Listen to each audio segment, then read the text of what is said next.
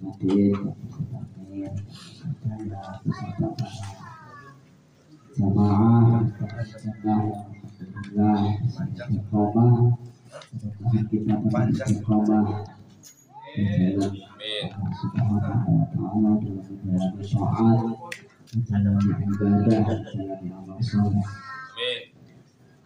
Bismillahirrahmanirrahim. Masih menjelaskan tentang hadis, masih melanjutkan tentang hadis dari Imam Sayyidina Umar bin Khattab radhiyallahu anhu dari Nabi Muhammad sallallahu alaihi wasallam. Terusannya hadis di mana bahwa kemarin telah dijelaskan bahwa kanjeng Nabi Muhammad sallallahu alaihi wasallam kedatangan seorang laki-laki. Beliau datang lalu duduk di depan kanjeng Nabi Muhammad sallallahu alaihi wasallam seraya meletakkan lututnya, menempelkan lututnya dengan lututnya kanjeng Nabi Muhammad sallallahu alaihi wasallam. Lalu si rajul tersebut bertanya mahwal Islam, mahwal iman, mahwal ihsan. Apa itu Islam, apa itu iman, dan apa itu ihsan. Selanjutnya ketika setelah menjelaskan apa itu ihsan, beliau si rajul ini bertanya lagi kepada Nabi Muhammad sallallahu alaihi wasallam, "Fa'akhbirni anis sa'ah." Fa'akhbirni maka nyeritaake sira ingsun anis sa'ah saking dina kiamat. Kabarkan kepada kami wahai Nabi Nabi, akhbirni anis sa'ah, tentang hari kiamat. Kapan datangnya hari kiamat itu? Ai an zamani wujudi yaumil qiyamah, tegese saking mangsane atau wujude atau tekane dina kiamat. Qala dawu sapa Nabi Muhammad sallallahu alaihi wasallam, mal mas'ulu anha bi'alami minas sa'il. Mal mas'ulu ora ana sapa wong kang ditakoni anha saking lakon anha saking perkara kiamat mau bi'alami minas sa'il. Iku bi'alami minas sa'il luwih weruh tinimbang sing ditakoni. Artinya orang yang bertanya ini lebih tahu tinimbang orang yang bertanya. Orang yang bertanya ini justru lebih tahu daripada orang yang ditanya. Lalu ketika kanjeng Nabi Muhammad SAW menjawab seperti itu, si rajul ini bertanya lagi, qala fa'ahbirni an amaratiha. Qala maka ngendika sapa rajul, fa'ahbirni an amaratiha, kabarkan kepadaku an amaratiha, saking ciri-cirine kiamat. Kanjeng Nabi sudah ditanya oleh si rajul tersebut kapan datangnya hari kiamat. Lalu kanjeng Nabi menjawab yang ditanya itu tidak lebih pandai dibanding yang bertanya. Lalu yang bertanya ini bertanya lagi, Pak Ahbirni an amaratiha, kabarkan kepadaku tentang ciri-ciri datangnya hari kiamat. Ciri-ciri datangnya hari kiamat itu nopo? Qala Ndik atau dawuh sapa Nabi Muhammad sallallahu alaihi wasallam, angkalidal amatu rabbataha. utawi tandane tekane kiamat iku talidal amatu rabbataha. Napa manae sapa amat rabbataha ing bendorone si amat. Begini, ciri-ciri kiamat adalah apa namanya, seorang amat melahirkan. Nah, di sini dikatakan angtalidal amatu rabbataha ay sayyidataha, yakni ayyak surah uqudul awlad bi ummahatihim. Amat, sebelum menjelaskan tentang ini, amat dulu dijelaskan. Amat ini adalah wanita tawanan. Amat ini satu contoh di saat perang, lalu si amat ini ternyata kalah lalu ditawan, dirampas. Jadi ketika dirampas itu bukan hanya harta benda, tetapi manusianya pun dirampas. Yang laki-laki dijadikan budak, yang perempuan dijadikan amat. Nah, ketika sudah ditawan, maka statusnya tidak merdeka lagi. Statusnya adalah wanita tawanan atau laki-laki, dan laki-laki yang tawanan maka menjadi budak. Kalau perempuan menjadi amat. Begitu juga dengan harta bendanya, ketika kalah maka harta benda dari orang yang kalah itu dirampas semua. Nah, si amat ini adalah salah satu masuk dalam kategori orang yang ditawan, perempuan yang ditawan itu namanya amat. Maka ketika si sayyid, si majikan ini telah menawan si amat ini, maka boleh, istilah katanya, diperintahkan untuk kerja 24 jam pun itu adalah haknya dari si majikan. Kalau bahasa kita si majikan atau si sayyid atau si bendoro. Tetapi walaupun secara agama dilarang. Nah, itu kalau budak. Kalau amat bagaimana? Begitu juga dengan amat. Amat ini ketika sudah ditawan, sudah menjadi hak si majikan, maka digauli pun tidak mengapa. Digauli itu dalam artian si sayyid ini berhubungan dengan si amat itu tidak mengapa, karena memang sudah haknya si amat itu.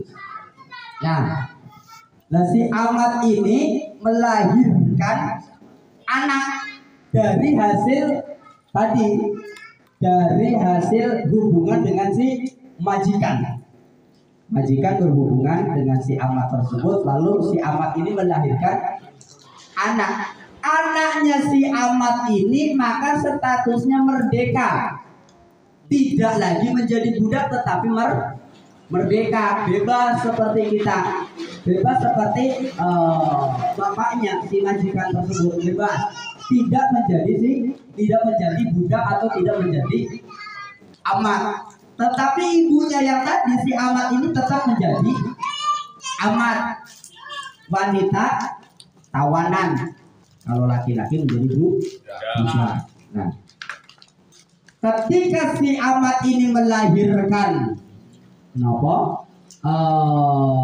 anak, lah anaknya ini statusnya tidak menjadi budak, tidak, atau tidak menjadi amat, tetapi status anak si amat tersebut merdeka. Secara otomatis karena si anak itu merdeka sebagai sayyid, sebagai bendoro, majikan yang tadi meninggal, maka anak tersebut atau anak yang tadi dilahirkan oleh amat ini berhak atas apa? Berhak atas si amat tersebut. Jadi yang tadi melahirkan itu ibunya, istilah katanya, boleh disuruh, boleh dijual, bahkan boleh boleh menjalani hubungan. Inilah tanda-tanda dari kiamat. Artinya apa? Sekarang banyak anak yang sudah tidak hormat kepada orang orang tua. Ini maksudnya. Sayyidata hayana ayyak suraqul aulad. Lu'ummatihim fayu'amilunahunna mu'amalatu sayyidin amatahu minal ihanati wasabbi. Banyak orang yang dimana bahwa ngapunten sekarang banyak orang tua yang kadang tidak dihargai. Anak berani terhadap orang tuanya. Anak bahkan sampai dulu ada beritanya, anak menuntut orang tua bahkan sampai dipenjarakan. Ya Allah, orang tua sudah hamil, sudah melahirkan, menyusui, membesarkan, mendidik, ternyata anak ini malah justru menuntut orang tuanya gara-gara perkara sepele. Sekarang ya karena orang kebagian waris maka nuntut wong tua, bahkan sampai nggak mau ketemu karo wong tua sebab gara-gara waris ini. Aku belak-belakan memang seperti itu kenyataan. Wong anak sampai tidak mau bertanya kepada orang tua perkara harta, rebutan harta, karena seharusnya saya mendapatkan sekian bagian, ternyata mereka yang mendapatkan sekian bagian. Sampai nggak mau bertanya kepada orang tua. Bahkan ada orang yang lebih parah lagi, anak bukan hanya sekedar menuntut, tetapi berani membunuh orang tua sendiri.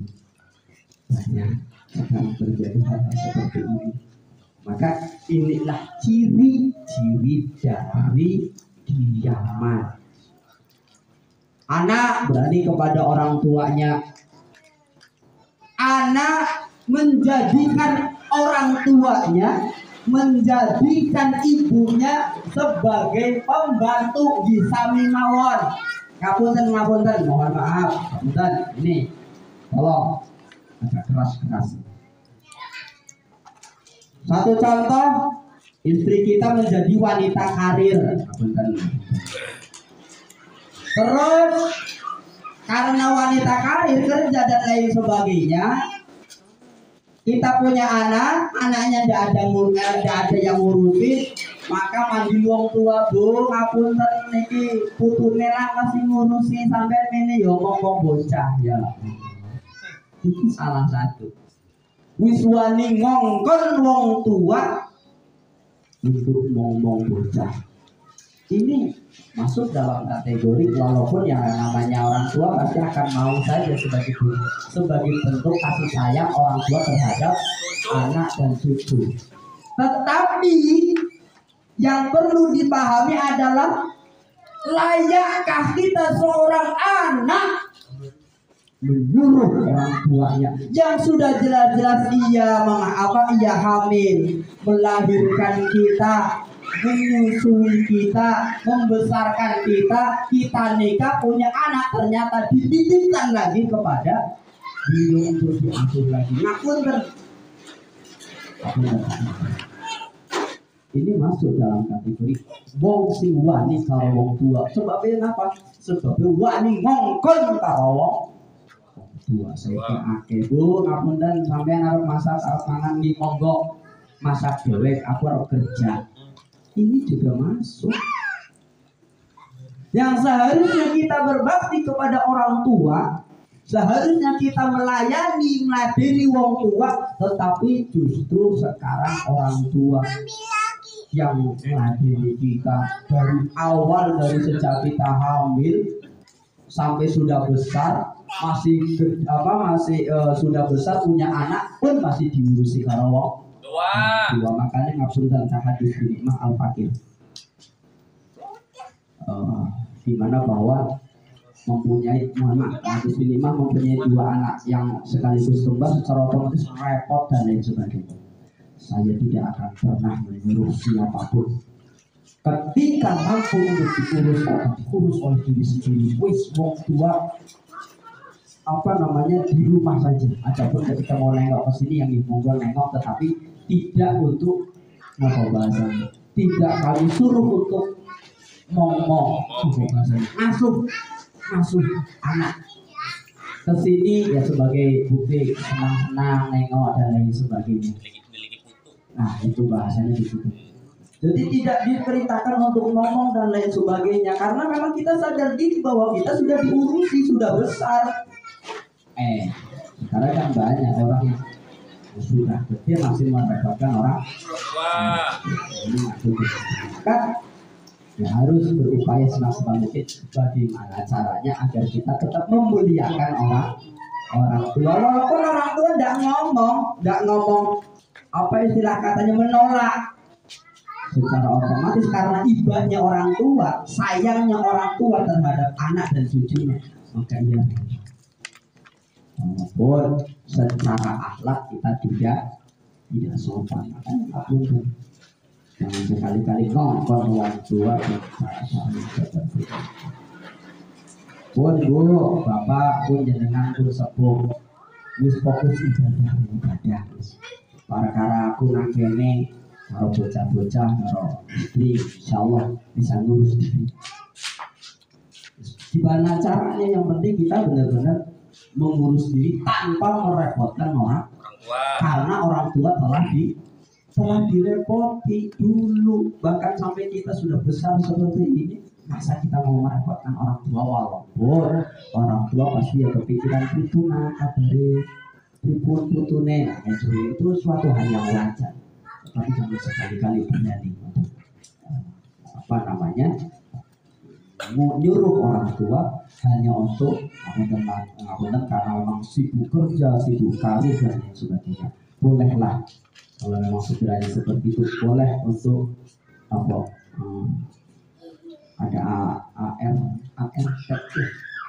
asisten rumah tangga babysitter dan lain sebagainya. Atau mungkin kalau pembantu agak kayaknya orang ngomong jadi ART ngomong asisten rumah tangga keren sedikit ya asisten. Nah ini salah satunya di monggo yang notabene mempunyai hak dan kewajiban.